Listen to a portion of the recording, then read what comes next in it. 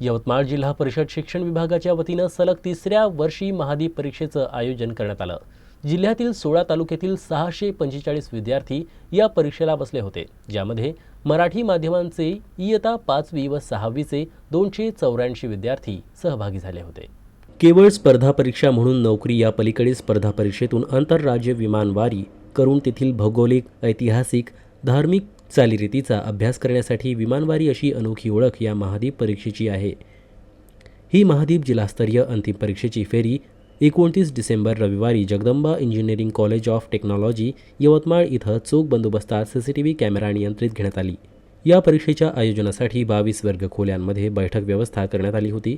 या परीक्षेत जिल्ह्यातील 16ही तालुक्यातून 645 विद्यार्थ्यांचा समावेश होता, ज्यामध्ये मराठी माध्यमांची वर्ग 5वी ते 6वी मधून 284 विद्यार्थी, वर्ग 7 व 8 मधून 249 विद्यार्थी व तसेच उर्दू माध्यमांच्या 112 विद्यार्थ्यांचा समावेश होता।